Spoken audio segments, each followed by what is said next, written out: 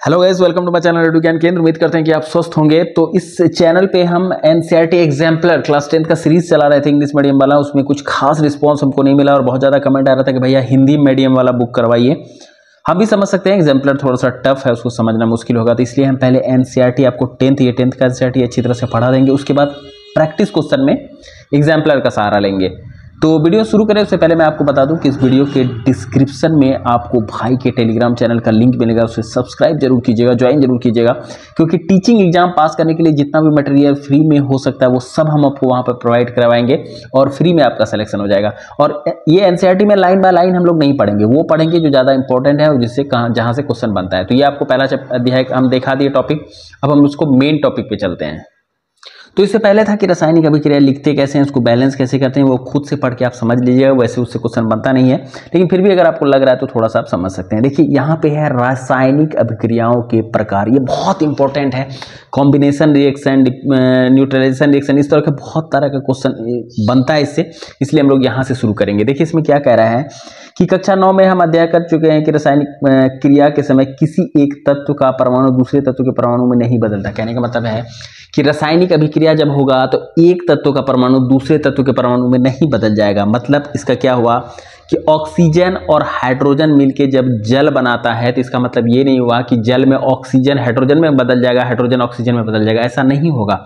जल में oxygen oxygen ही रहेगा, हाइड्रोजन हाइड्रोजन ही रहेगा। ना तो कोई परमाणु मिश्रण से बाहर जाता है और ना ही कोई मिश्रण से बाहर आता है, और ना ही वो जो मिश्रण जल बनेगा उसमें ना ही कोई बाहर से आएगा, ना ही कोई बाहर अंदर से बाहर जाएगा। कहने का मतलब जो हम देंगे वही ही रहेगा। ठीक है, वास्तव में किसी रासायनिक अभिक्रिया में परमाणु के आपसी बंधन टूटने और जुड़ने से नए पदार्थों का निर्माण होता है। देखिए रासायनिक अभिक्रिया में होता क्या है कि जब दो परमाणु आपस में रिएक्शन करेगा तो उसके बीच का परमाणु का बंधन जो है वो टूटेगा, आपस में जुड़ के फिर एक नया बंधन का निर्माण कर लेता है। ठीक है, इस तरह से आप उसको समझ सकते हैं। तो इसमें सबसे पहले आता है संयोजन रिएक्शन। कौन सा रिएक्शन आता है? संयोजन, कॉम्बिनेशन रिएक्शन, मतलब जुड़ने वाला रिएक्शन। और ये देखिए पहला ही क्वेश्चन जो TRE 3 में आया था 6 to 8 कॉमन पेपर में, वो ये इसलिए आपको बताते हैं कि जो पढ़ा रहे हैं विश्वास करके अपने भाई पे पढ़ते जाइए, आराम से सिलेक्शन होगा। यही क्वेश्चन आया था कि कौन सा कंपाउंड, ये जो कंपाउंड है ना, ये दिया हुआ था कि कौन सा कंपाउंड वाटर से अभिक्रिया करेगा। तो यहाँ देखिए CO वाटर से अभिक्रिया करेगा। देखिए यहाँ पे क्या कह रहा है कि कैल्शियम ऑक्साइड जल के साथ तीव्रता से अभिक्रिया करके बुझे हुए चूने कैल्शियम हाइड्रोक्साइड का निर्माण करके अधिक मात्रा में उष्मा उत्पन्न करता है। देखिए पहला क्वेश्चन तो यहाँ पे ये कैल्शियम हाइड्रोक्साइड वाला बहुत इंपॉर्टेंट है। पहला क्वेश्चन तो ये बनता है कि CaO को कहते क्या है भैया? CaO को क्या कहते हैं? बिना बुझा हुआ चूना कहते हैं इसको, बिना बुझा हुआ चूना। ठीक है, ऐसे समझिए कि बुझा हुआ किसको कहेंगे? जिसमें पानी मिला हुआ रहेगा तो इसको बुझा हुआ चूना कहेंगे। CaOH हॉल्ट वाइज, इसको क्या पढ़ते हैं? Halt wise. और इसको क्या कहते हैं? बुझा हुआ चूना। क्यों? क्योंकि हम क्या किए, बिना बुझे हुए चूने में पानी मिला दिए कि नहीं। और इसको संयोजन रिएक्शन काहे कहेंगे? देखिए CaO प्लस H2O दोनों क्या हुआ, आपस में मिला कि नहीं मिला? दोनों मिलने से यहाँ पे बन रहा है CaO प्लस OH का हॉल्ट वाइज, तो दोनों मिला और उष्मा यहाँ पे क्या हुआ, उत्पन्न हुआ, उष्मा उत्पन्न हुआ, हीट रिलीज हुआ। आगे हम आपको पढ़ाएंगे कि एक ऐसा रिएक्शन जिसमें हीट रिलीज होता है उसको क्या कहते हैं? एक्सोथर्मिक रिएक्शन कहते हैं।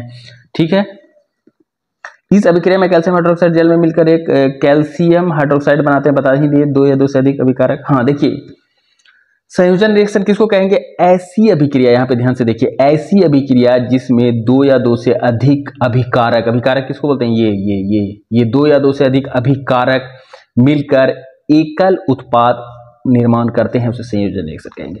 जब 2 या 2 से अधिक अभिकारक मिलकर ना एकल उत्पाद, एक उत्पाद का निर्माण करेगा तो उसको हम लोग क्या बोलेंगे? उसको हम लोग बोलेंगे संयोजन रिएक्शन। ठीक है, समझ गए आप? अब यहाँ पे देखिए क्या कह रहा है, ये वाला कुछ इंपॉर्टेंट टॉपिक है, थोड़ा सा इंपॉर्टेंट है ये, इसको अच्छे से देखिए। ऊपर की अभिक्रिया में निर्मित बुझे हुए चूने के विलयन का उपयोग दीवारों की सफेदी करने के लिए किया जाता है। तो पहला क्वेश्चन ये बनता है कि दीवारों की सफेदी करने के लिए किसका उपयोग किया जाता है? तो आप देंगे कि CaOH यानी कि बुझा हुआ चूना का उपयोग किया जाता है। किसमें किया जाता है? तो दीवारों को सफेदी करने में। गांव में आप देखे होंगे लोग कहता है कि दीवार में क्या करा रहे हैं? चूना करवा रहे हैं। वो चूना कोई और नहीं बल्कि क्या है? कैल्शियम हाइड्रोक्साइड है, या इसको क्या पढ़ते हैं? कैल्शियम हाइड्रोक्साइड या बुझा हुआ चूना पढ़ते हैं। ठीक है, कैल्शियम हाइड्रोक्साइड वायु में उपस्थित कार्बन डाइऑक्साइड। ध्यान से देखिए कि कैल्शियम हाइड्रोक्साइड का जब आप पोचारा दीवार पे मार दीजिएगा, वायु में क्या उपस्थित रहता है, कार्बन डाइऑक्साइड, वो इससे धीमी धीमी गति से क्या कर लेगा, अभिक्रिया कर लेता है और दीवारों पर कैल्शियम कार्बोनेट की पतली परत बना देता है, जिसके कारण क्या होता है, दीवार का सफेदी और ज्यादा बढ़ जाता है। सफेदी करने के 2-3 दिन बाद कैल्शियम कार्बोनेट का निर्माण होता है और इससे दीवारों की चमक, आप देखे होंगे कि गांव में जो पोचारा करता है ना, उस दिन उतना ज्यादा वो व्हाइट नहीं रहता है, लेकिन जैसे जैसे वो सूखता है 2-3 दिन के बाद वो काफी व्हाइट हो जाता है। जो काफी व्हाइट हो जा रहा है वो किसके कारण हो जा रहा है, कैल्शियम कार्बोनेट के फॉर्मेशन के कारण होता है। इस पे भी क्वेश्चन बनता है कि जब दीवार पे हम लोग चूना से पोताई करते हैं तो 2-3 दिन के बाद वो काफी व्हाइट हो जाता है, तो वो जो ज्यादा व्हाइट हुआ वो किसके फॉर्मेशन के कारण हुआ, तो कैल्शियम कार्बोनेट के फॉर्मेशन के कारण ये हुआ। ठीक है, और इससे दीवारों पर चमक आ जाती है। रोचक बात यह है कि संगमरमर का रासायनिक सूत्र भी,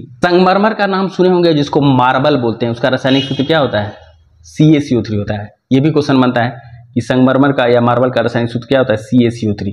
तो देखिए यही रिएक्शन होता है जो आपके दीवार में, रिएक्शन भी एग्जाम में पूछता है, तो कोई भी चीज आप मिस नहीं कर सकते। क्या होता है ये, आप एक्वस, एक्वस AQ का मतलब क्या हुआ, एक्वस मतलब क्या हुआ कि उसमें क्या मिला हुआ है, पानी मिला हुआ है भैया। AQ मतलब पानी हुआ, अगर S लिखा तो सॉलिड, G लिखा हुआ मतलब गैस। CO2 किस फॉर्म में चाहिए, गैस। वायुमंडल में तो CO2 गैस ही के फॉर्म में होगा, ठोस तो होगा नहीं। तो ये आप जब उसमें करते हैं दीवार पे, वो जो कार्बन डाइऑक्साइड ले लेता है वायुमंडल से, तो किसका निर्माण कर देता है, CaCO3। ठीक है, कैल्शियम कार्बोनेट, इसको क्या बोलते हैं, कैल्शियम कार्बोनेट बोलते हैं, और वाटर होता है रिलीज। यहाँ पे देखिए संयोजन अभिक्रिया के कुछ और उदाहरण दिया हुआ है यहाँ पे, जैसे C+O2 CO2। जब भी यहाँ पे देखिए एग्जांपल और भी आप देख लीजिए कि C और O2 दो अभिकारक है कि नहीं, यहाँ देखिए दो अभिकारक है और मिलकर क्या बना लिया, CO2 बना लिया। CO2 बनाया कि नहीं, दो जुड़ के एक बनाया कि नहीं, तो इसको हम लोग क्या बोलेंगे, कॉम्बिनेशन या संयोजन अभिक्रिया। H2 + O2 बनाएंगे कि हम अभी थोड़ी देर पहले आपको समझाए थे, दोनों H2 और O2 बना के क्या बना लेता है, H2। ये भी क्या है, कॉम्बिनेशन रिएक्शन है। जब दो दिमाग में आप बैठा लीजिए इस तरह का कॉम्बिनेशन, वहां छांटने आएगा। आप जब तक उसको बैठाइएगा नहीं तो कैसे छांट पाइएगा। जब दो अभिकारक मिलकर एक अभिकारक का निर्माण कर लेगा तो उसको हम लोग क्या बोलेंगे, कॉम्बिनेशन रिएक्शन बोलेंगे। सरल शब्दों में हम कह सकते हैं कि जब दो या दो से अधिक पदार्थ, तत्व या यौगिक सहयोग करके एकल उत्पाद का निर्माण करते हैं, ऐसे अभिक्रिया को संयोजन अभिक्रिया कहते हैं। कह रहा है कि सरल शब्द में हम क्या कह सकते हैं, दो या दो से अधिक पदार्थ, पदार्थ क्या हो सकता है, तत्व या यौगिक, यौगिक भी हो सकता है, ऐसा जरूरी नहीं कि यहाँ पे तत्व नहीं होगा, यौगिक भी हो सकता है। और वो जब दोनों आपस में संयोग करके एकल उत्पाद बना लेता है, एक नया न्यू एक उत्पाद बना लेता है, तो इस तरह की अभिक्रिया को हम क्या कहते हैं, इस तरह की अभिक्रिया को हम लोग संयोजन अभिक्रिया कहते हैं। ठीक है, कहता है कि क्रियाकलाप 1.4 में हमने ये भी देखा कि अधिक मात्रा में उष्मा उत्पन्न हुई, जो हम आपको पहले बताए थे कि उष्मा उत्पन्न हुआ था जब CaO में H2O मिलाए थे। इससे अभिक्रिया मिश्रण गर्म हो जाता है। ये जो अभिक्रिया होता है ना, इससे मिश्रण क्या हो जाता है, गर्म हो जाता है। आप देखेंगे कि चूना में जब हम पानी डालते हैं तो क्या होता है, बबल निकलने लगता है कि नहीं, वो गर्म हो जाता है, हीट पड़ने लगता है। इसीलिए कहता है कि चूना में जब पानी दे रहे हैं तो हाथ से नहीं टच करना चाहिए। जिन अभिक्रियाओं में उत्पाद के निर्माण के साथ साथ उष्मा भी उत्पन्न होती है उसे उष्माक्षेपी अभिक्रिया कहते हैं। कह रहा है कि उत्पाद के साथ साथ जब आपको उष्मा भी मिलेगा अभिक्रिया में, तो उस अभिक्रिया को हम क्या कहेंगे, उष्माक्षेपी अभिक्रिया कहेंगे। और जब आपको अभिक्रिया कराने के लिए उष्मा बाहर से देना पड़ेगा तो उसको क्या कहेंगे, उष्माशोषी अभिक्रिया कहेंगे। इसको इंग्लिश में एक्सोथर्मिक रिएक्शन कहेंगे। और जहाँ पे उष्मा वो गेन करेगा, अंदर में शोषित करेगा, तो उसको क्या कहेंगे, इंडोथर्मिक रिएक्शन कहेंगे। तो ये भी आप याद रखिएगा, कभी कभी क्वेश्चन इस पर भी बनता है कि which of the following is exothermic reaction, which of the following is endothermic reaction.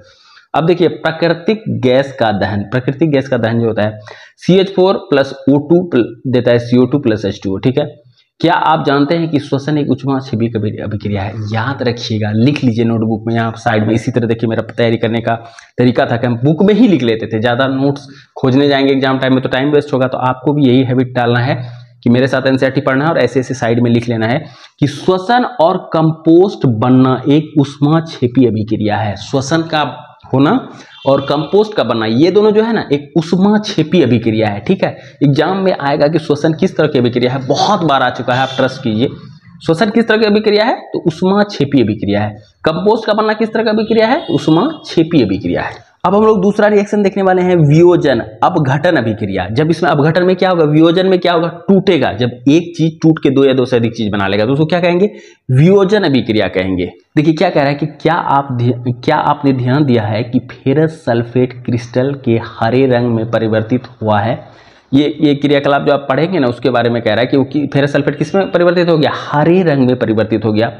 Sulphur के दहन से उत्पन्न उस अभिलाक्षिक विशिष्ट गंध को ही आप सूंघ सकते हैं। फेरस सल्फेट का जो गंध होता है उसको आप सूंघ सकते हैं। देखिए ये है विघटन अभिक्रिया, ये है विघटन अभिक्रिया। FeSO4 उष्मा दिए, यहाँ पे ये कौन सा अभिक्रिया हो जाएगा, उष्मा शोषी हो जाएगा। क्या उष्मा को क्या करना पड़ रहा है, देना पड़ रहा है। उसमें उष्मा दे रहे हैं तब वो टूट जा रहा है Fe2O3 और SO2 और SO3 में, ठीक है, फेरिक ऑक्साइड में टूट रहा है। तो इसको क्या कहेंगे हम लोग, उष्मा शोषी अभिक्रिया कहेंगे। तो देखिए ये इसके बारे में भी यहाँ लिखा हुआ है, कुछ खास नहीं है। यहाँ पे देखिए आगे इंपॉर्टेंट है, उष्मा देने पर कैल्शियम कार्बोनेट उष्मा देने पे क्या होता है, कैल्शियम कार्बोनेट का कैल्शियम ऑक्साइड और कार्बन डाइऑक्साइड में वियोजित हो जाएगा। कैल्शियम कार्बोनेट में जब आप उष्मा देंगे तो किसमें टूट जाएगा, कैल्शियम कार्बोनेट, अभी थोड़ी देर पहले आपको बताए थे CaCO3 किसमें टूट जाएगा, कैल्शियम ऑक्साइड और कैल्शियम कार्बोनेट CaO और CO3 में वियोजित होना एक प्रमुख वियोजन अभिक्रिया है। किस तरह का अभिक्रिया है, वियोजन अभिक्रिया है, जिसका उपयोग विभिन्न उद्योगों में होता है। अगर आप NCERT मतलब ये UPSC TRE का प्रीवियस ईयर का क्वेश्चन देखे होंगे तो आजकल उपयोग वाला क्वेश्चन ज्यादा पूछता है, तो ध्यान में रखिए कि इसका उपयोग किस में होता है, चूना कहाँ गया, उद्योगों में होता है, जिसका उपयोग विभिन्न उद्योगों में होता है। किस विभिन्न उद्योगों में, किस किस उद्योगों में होता है, देखिए कैल्शियम ऑक्साइड को चूना या बिना बुझा हुआ चूना कहते हैं। कैल्शियम ऑक्साइड CaO को क्या कहते हैं, चूना किसको कहते हैं, CaO। देसी भाषा में जो खैनी चूना खाते हैं ना, तो वो जो चूना खाते हैं उसको वो क्या है, CaO कैल्शियम ऑक्साइड है, या फिर उसको बिना बुझा हुआ चूना। एग्जाम में अगर आ जाएगा कि इसमें किससे बिना बुझा हुआ चूना कहते हैं तो आप CaO पर टिक मारकर आ जाइएगा। इसके अनेक उपयोग में से एक सीमेंट के निर्माण में होता है। कैल्शियम कार्बोनेट का बहुत सारा उपयोग में से एक उपयोग किसमें, चूना का बहुत सारे उपयोग में किसमें, एक उपयोग किसमें होता है, सीमेंट उद्योग में भी इसका उपयोग होता है। उष्मा के द्वारा कई वियोजन अभिक्रिया को उष्मीय वियोजन कहते हैं। उष्मा देने से जो भी वियोजन अभिक्रिया होती है उस तरह के वियोजन अभिक्रिया को हम लोग क्या कहते हैं, उष्मीय वियोजन अभिक्रिया कहते हैं। आगे क्या कह रहा है कि हमने देखा कि वियोजन अभिक्रिया में अभिकारकों को तोड़ने के लिए उष्मा, प्रकाश या विद्युत ऊर्जा की आवश्यकता होती है। जिन अभिक्रियाओं में ऊर्जा अवशोषित होती है उसे उष्मा शोषी अभिक्रिया कहते हैं। यही अभी हम थोड़ी देर पहले बताए थे कि आप देखें कि वियोजन अभिक्रिया के लिए हमको उष्मा बाहर से देना पड़ा, जब तक हम बाहर से उष्मा उसको दिए नहीं वो टूटा नहीं। तो जिस ऐसी अभिक्रिया में जिसमें हमको बाहर से उष्मा देना पड़ेगा उस तरह की अभिक्रिया को हम क्या कहेंगे, उष्मा शोषी अभिक्रिया। तो आप देख लिए कि उष्मा क्षेपी और उष्मा शोषी किसको कहेंगे, उष्मा शोषी मतलब शोषित करना, शोषण करना, ऐसे भी याद रख सकते हैं। शोषी मतलब जो सोख ले रहा है, जिसमें आपको पानी बाहर से देना पड़ रहा है, तो वो पानी बोले हीट बाहर से देना पड़ रहा है, तो वो कौन सा हो रहा है, उष्मा शोषी हो रहा है। जो खुद आपको हीट दे रहा है लौटा के, वो क्या हो गया, उष्मा क्षेपी, एक्सोथर्मिक और एंडोथर्मिक रिएक्शन। तो ये वीडियो को हम लोग यही रखेंगे, ये आपके रिस्पांस पर डिपेंड करेगा कि हमको उसका TRE पार्ट 2 बनाना चाहिए या नहीं बनाना चाहिए। अगर आपको वीडियो अच्छा लगेगा, मेरा पढ़ाने का तरीका समझ में आएगा तो कमेंट कीजिएगा। चैनल पे नए हैं तो भाई के चैनल को सब्सक्राइब जरूर कीजिएगा। मिलते हैं नेक्स्ट वीडियो में, तब तक अपना अपने परिवार का ध्यान रखिए। जय हिंद।